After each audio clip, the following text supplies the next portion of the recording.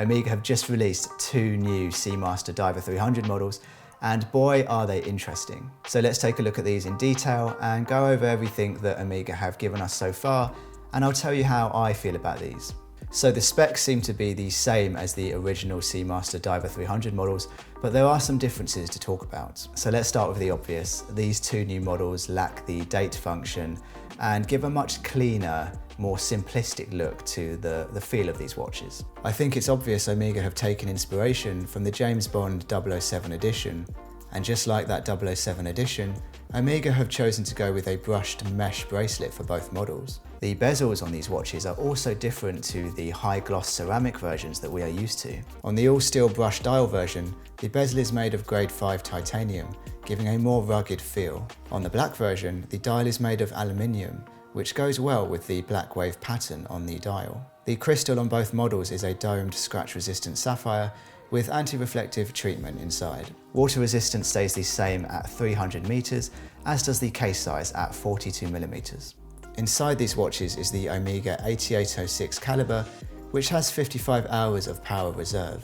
You may or may not notice that these new models are 2 millimeters thicker than the standard Seamaster Diver 300. Now, as I said before, these models do take inspiration from the James Bond 007 edition. Nevertheless, these models are very different looking and definitely do catch your eye. The all black version, I think, is a return to a more traditional, clean, vintage watch. I think this will be a lot more popular. It's a safe option and actually a lot cheaper than the James Bond 007 edition. It wouldn't surprise me then if people who previously were wanting that particular watch now have their heads turned to this one. I prefer a ceramic bezel, but I know many people simply don't get on with them, so this is a nice alternative to the standard model. The brushed PVD dial version is certainly more eye-catching. It's bright, much more noticeable, and has a really gorgeous sheen to it. And also, come to think of it, this watch actually reminds me of the Rolex Yachtmaster, the rhodium version, but a little more toned down.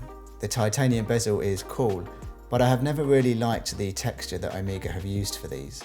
I wouldn't be surprised if they sell less of this one, simply because it's a bit flashier and requires more of a unique taste. So let's talk about this new bracelet, this mesh bracelet. I personally think it's really nice. I don't have any issues with it.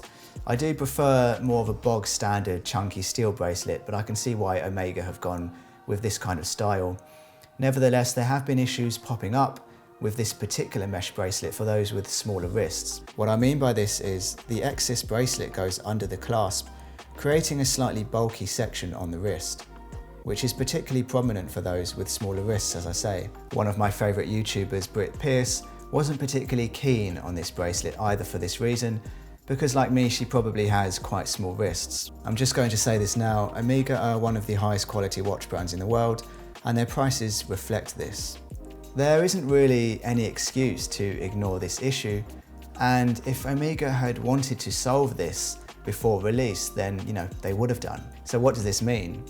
Well, it probably means one of two things. Either they didn't do enough testing or feedback on this thing to even know it's an issue, or they knew it was an issue all along and decided to ignore it, at least for now. I'm not going to speculate too much right now, but it would be nice for Omega to sort out this small issue so that people with smaller wrists can feel like they can actually purchase this watch as well. Okay, moving on to the price. These watches will cost $6,500 or £6,100 if you're in the UK. When compared to the standard Seamaster Diver 300 model, it's quite a bit more expensive. I'm trying really hard to see what Omega are charging extra for here. It's not the movement, because that's essentially the same. It's not the bracelet, because that's arguably less attractive and still made from stainless steel. You could argue it's because the bezel materials are different, but I think it's probably just because these are new watches and a lot more exclusive. As prices continue to rise for mid-range watches of this caliber, I think Omega does have to be careful. For $6,500, you're actually very close to being able to afford a Rolex Submariner non-ceramic model second-hand, and for a lot of people that is still the grail watch to own. Will this make people realise that second-hand is the way to go if they're looking for a top-tier vintage dive watch? Maybe. Okay, so closing thoughts here. Omega being Omega are very good at milking their popular ranges, as we all know. I've lost count with how many special editions based around James Bond or the Moon Swatch have been released, and this is just a marketing tactic. They're good at doing this, releasing a new watch based on an older watch that has captured our hearts and souls. This watch will do well, but I'm hoping Omega listen to their customers and think about releasing a smaller Seamaster Diver 300 in something like a 39 or 40 millimeters.